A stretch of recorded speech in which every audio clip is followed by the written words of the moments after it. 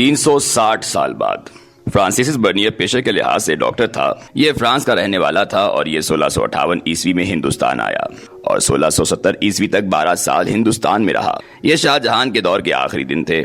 Bernier तिब्बी माहिर था, चुनाचे ये मुख्तलिफ उम्रा और रोसा से होता हुआ शाही खानदान तक पहुंच गया। इसे मुगल दरबार, शाही खानदान, हरमसरा और मुगल शहजादों और शहजादियों को करीब से देखने का मौका मिला। बर्नियर ने शाहजहां को अपनी मुख्तलिफ नजरों के सामने बेइख्तियार होते, गिरफ्तार होते और अपने साहबजादे औरंगजेब आलमगीर के हाथों कैद होते देखा। इसने औरंगजेब आलमगीर की अपने तीनों भाइयों दारुशुका, सुल्तान शुजा और मुराद बख्श से जंगें भी देखी और बादशाह के हाथों भाइयों और उनके खानदानों को कत्ल होते भी देखा। इसने दारुशुका को गिरफ्तार होकर आगरा आते और भाई के सामने पेश होते भी देखा और इसे शहनशाह हिंद औरंगजेब आलमगीर के साथ लाहौर, भिम्बर और कश्मीर की सियाहत का मौका भी मिला। फ्रांसिस बर्नियर ने वापस जाकर हिंदुस्तान के बारे में शानदार सफरनामा तहरीर किया। ये सफरनामा 1671 ईस्वी में पेरिस में शाया हुआ। ये बाद अज़ां अंग्रेजी जुबान में तर्जुमा हुआ, बरतानिया में छपा और इसके बाद आउट ऑफ प्रिंट हो गया। मुझे कुछ अरसा कबल फ्रांसिस बर्नियर का ये सफरनामा पढ़ने का मौका मिला। मैं ये किताब पढ़कर वर्ताए हैरत में चला गया, क्योंकि फ्रांसिस बर्नियर ने 1660 ईस्वी में जो हिंदुस्तान अब पाकिस्तान देखा था, वो आज तक उसी स्पिरिट और उसी कल्चर के साथ कायम है। हमने 360 बरसों में कुछ नहीं सीखा। फ्रांसिस बर्नियर ने हिंदुस्तान के बारे में जगह जगह हैरत का इजहार किया। उसका कहना था, हिंदुस्तान में दरमियाना तबका, मिडिल क्लास सिरे से मौजूद नहीं। मुल्क में उमरा हैं या फिर इंतहाई गरीब लोग। उमरा महलों में रहते हैं, उनके घरों में बाग भी होते हैं, फवारे भी, सवारियां भी और दर्जन दर्जन नौकर चाकर भी, जबकि गरीब झोंपड़ियों में रहते हैं और उनके पास एक वक्त का खाना तक नहीं होता। वो कहता है, हिंदुस्तान में खुशआमद का दौर दौरा है। बादशाह सलामत, वज़राई, गवर्नर्स और सरकारी एहलकार 2-2 घंटे खुशामद कराते हैं। दरबार में रोजाना सलाम का सिलसिला चलता है और घंटों जारी रहता है।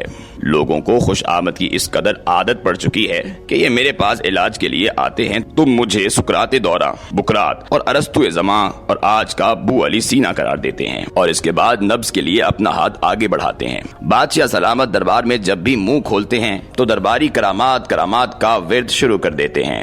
लोग जेबों में अर्जियां लेकर घूमते हैं और इन्हें जहां कोई साहिब हैसियत शख्स दिखाई देता है, ये अपनी अर्जी उसके सामने रख देते हैं और वो जब तक इस अर्जी पर हुक्म जारी नहीं करता, साइल वहां से टलने का नाम नहीं लेता। बाजार बेतरतीब और गंदे हैं। आपको एक दुकान से पश्मीना, कमखाब, रेशम और जरी का कपड़ा मिलेगा और साथ की दुकान पर तेल, घी, आटा और शक्कर बिक रही होगी। आपको किताबों और जूतों की दुकानें भी साथ साथ मिलेंगी। हर दुकान का अपना नर्ख होता है और भाव ताव के दौरान अक्सर औकात गाहक और दुकानदार एक दूसरे से उलझ पड़ते हैं। शहरों में हलवाइयों की दुकानों की बहुतात है, मगर आपको दुकानों पर गंदगी, मक्खियां, मच्छर, बिल्लियां और कुत्ते दिखाई देते हैं। आपको हिंदुस्तान भर में अच्छा गोश्त नहीं मिलता। कसाई बीमार और करीबुल मर्ग जानवर ज़िबाह कर देते हैं। ये लोगों को गधे और कुत्ते का गोश्त भी खिला देते हैं। होटलों का खाना इंतहाई नाकिस और मुज़रे सेहत होता है, लिहाजा लोग रेस्तुरानों की बजाय घर पर खाना खाना पसंद करते हैं। फल बहुत महंगे हैं। हिंदुस्तान में खरबूजा बहुत पैदा होता है, लेकिन 10 खरबूजों में से एक मीठा निकलता है। सरदा बहुत महंगा है। मैं ₹4.25 रुपए का सरदा खरीदता हूँ। मुल्क में शराब पर पाबंदी है, लेकिन छुप कर सब पीते हैं। शराब शिराज से स्मगल होकर आती है और शहरों में आम मिलती है। ताहम हुकूमत ने ईसाइयों को शराब पीने की इजाजत दे रखी है, मगर ये अक्सर औकात अपनी शराब मुसलमानों को बेच देते हैं। मुल्क भर में ज्योतिषियों की भरमार है। ये दरिया बिछाकर रास्तों में बैठ जाते हैं और लोग इनके गिर्द घेरा डाल लेते हैं।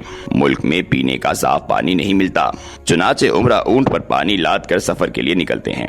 हिंदुस्तान की मिट्टी जरखेज है, लेकिन ज़राअत के तरीके कदीम और फरसूदा हैं। चुनाचे किसान पूरी पैदावार हासिल नहीं कर पाते। हिंदुस्तान की ज्यादातर जमीनें बंजर पड़ी हैं। लोग नहरों और नालियों की मुरम्मत नहीं करते। छोटे किसान ये समझते हैं इससे जागीरदारों को फायदा होगा और जागीरदार सोचते हैं भल सफाई पर पैसे हमारे लगेंगे, मगर फायदा छोटे किसान उठाएंगे। लिहाजा यूं पानी जाया हो जाता है।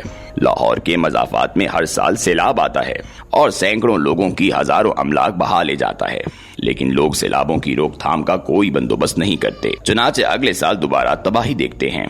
فرانسس برنیئر نے ہندوستان کے لوگوں کے بارے میں لکھا، یہ کاریگر ہیں لیکن یہ اپنی کاریگری کو صنعت کا درجہ نہیں دے پاتے، لہٰذا فنکار ہونے کے باوجود بھوکے مرتے ہیں۔ یہ اگر اپنی فنکاری کو کارخانے کی شکل دے لیں تو خود بھی خوشحال ہو جائیں اور دوسرے لوگوں کی مالی ضروریات بھی پوری ہو جائیں۔ ہندوستان کے لوگ روپے کو کاروبار میں نہیں لگاتے، یہ رقم چھپا کر رکھتے ہیں۔ عوام زیورات کی کھپت میں مبتلا ہے، لوگ بھوکے مر جائیں گے لیکن اپنی عورتوں کو زیورات ضرور پہنائیں گے۔ ملک کا نصاب تعلیم انتہائی ناقص ہے، یہ بچوں کو صرف زبان سکھاتا ہے، ان کی اہلیت میں اضافہ نہیں کرتا۔ خود اورنگزیب نے میرے سامنے اعتراف کیا، میں نے اپنے بچپن کا زیادہ تر وقت عربی زبان سیکھنے میں ضائع کر دیا۔ یہ لوگ فاقوں کو بیماریوں کا علاج سمجھتے ہیں، چنانچہ بخار میں فاقے شروع کر دیتے ہیں۔ ملک میں رشوت عام ہے، آپ کو دستاویزات پر سرکاری مہر لگوانے کے لیے حکام کو رشوت دینا پڑے گی۔ صوبے داروں کے پاس وسیع اختیارات ہیں، یہ بیک وقت صوبے دار بھی ہوتے ہیں، خزانچی بھی، وکیل بھی، جج بھی، پارلیمنٹ بھی اور جیلر بھی۔ سرکاری اہلکار دونوں ہاتھوں سے دولت لٹاتے ہیں۔ بادشاہ نے اپنے لیے 3,184 روپے کا 1660 عیسوی میں تخت بنوایا۔ سرکاری عہدیدار پروٹوکول کے ساتھ گھروں سے نکلتے ہیں، یہ ہاتھیوں پر سوار ہو کر باہر آتے ہیں، ان کے آگے سپاہی چلتے ہیں، ان سے آگے ماش کی راستے میں چھڑکاؤ کرتے ہیں۔ ملازموں کا پورا دستہ مورجل اٹھا کر رئیس اعظم کو ہوا دیتا ہے اور ایک دو ملازم گال دان اٹھا کر صاحب کے ساتھ چلتے ہیں۔ یہ لوگ گھر بہت فضول بناتے ہیں، ان کے گھر گرمیوں میں گرمی اور حبس سے دوزخ بن جاتے ہیں اور سردیوں میں سردی سے برف کے غار۔ بادشاہ اور عمرہ سیر کے لیے نکلتے ہیں تو 6,6 ہزار مزدور ان کا سامان اٹھاتے ہیں۔ ہندوستان کی اشرافیہ طوائفوں کی بہت دل دادا ہے، ملک کے تمام چھوٹے بڑے شہروں میں طوائفوں کے کوٹھے ہیں اور عمرہ اپنی دولت کا بڑا حصہ ان پر نچھاور کر دیتے ہیں۔ طوائفیں شاہی خاندان کی تقریبات میں بھی بلوائی جاتی ہیں اور دربار سے وابستہ تمام لوگ ان کا رقص دیکھتے ہیں۔ وزراء صبح و شام 2 مرتبہ بادشاہ کے سامنے حاضر ہوتے ہیں، بادشاہ کے حضور حاضری نہ دینے والے وزراء عہدے سے فارغ کر دیے جاتے ہیں۔ ہندوستان میں گرد، غبار، گندگی، بو اور بے ترتیبی انتہا کو چھو رہی ہے اور جرائم عام ہیں۔ مجرم اول تو پکڑے نہیں جاتے اور اگر پکڑ لیے جائیں تو یہ سفارش یا رشوت کے ذریعے چھوٹ جاتے ہیں۔ یہ فرانسس برنیئر کے طویل سفر نامے کے چند مختصر حقائق تھے۔ آپ ان حقائق کو دیکھیے اور اس کے بعد آج کے پاکستان پر نظر دوڑائیے، آپ کو یہ جان کر اطمینان ہو جائے گا۔ ہم نے الحمدللہ 360 سال میں کچھ نہیں سیکھا۔ ہمارے کلچر، ہماری روایات اور ہمارے سماجی ڈھانچے میں 1660 عیسوی سے 2022 تک کوئی تبدیلی نہیں آئی۔ ہم لوگ جس طرح شاہ جہاں اور اورنگزیب عالمگیر کے دور میں زندگی گزار رہے تھے، ہم الحمدللہ آج بھی ویسے ہی ہیں۔ ہمارے ملک میں آج بھی گدھوں کا گوشت فروخت ہوتا ہے، ہمارے حکام آج بھی رشوت، خوشامد اور سفارش پر چل رہے ہیں، ہمارے لیڈر آج بھی سب کچھ ہیں، ہم آج بھی پروٹوکول کے سائرن سنتے ہیں، ہمارے ایوانوں میں آج بھی وسیع پیمانے پر فضول خرچی ہو رہی ہے، ہم آج بھی سیلابوں میں ڈوبتے اور مرتے ہیں، ہم آج بھی فاقے کو علاج سمجھتے ہیں، ہمارے حلوائیوں کی دکانوں پر آج بھی مکھیوں کا اقتدار قائم ہے اور ہمارے بازار آج بھی بے ترتیب اور نصاب تعلیم انتہائی ناقص ہے اور خوش آمد آج بھی پرفارمنس سے زیادہ حیثیت رکھتی ہے۔ ہم نے الحمدللہ 350 سال میں کچھ نہیں سیکھا اور ہم جس رفتار سے چل رہے ہیں ہم یقیناً اگلے 350 سال میں بھی کچھ نہیں سیکھیں گے، کیونکہ ملک میں آج بھی ایسے شاہ جہانوں کی حکومت ہے جو جاتی عمرہ کو وارثائی محل بنا دیتے ہیں، لیکن رائیونڈ میں بھینسیں کھلی پھرتی ہیں اور لوگ فیکٹریوں کا آلودہ پانی پیتے ہیں۔ یہ بنی گالا، بلاول ہاؤس، بے نظیر ہاؤس اور زرداری ہاؤس کو سوئس کاٹیج بنا کے لیتے ہیں، لیکن کراچی، لاڑکانہ اور نواب شاہ کو قاتلوں کے حوالے کر دیتے ہیں۔ ان کے محلوں میں جشن چلتے ہیں، لیکن شہر میں 300 لوگ مر جاتے ہیں اور کوئی حاکم منہ سے اف تک نہیں کرتا، اور جب حکمران ایسے ہوں تو برا وقت قوموں کے نصیب میں آ کر ٹھہر جاتا ہے۔ یہ 350 سال بعد بھی مرداروں کا گوشت کھاتی ہیں اور عمران خان میاں صاحب اور زرداری صاحب کی خوش آمد کرتی ہیں۔ ان کا کل اور آج برابر ہوتا ہے۔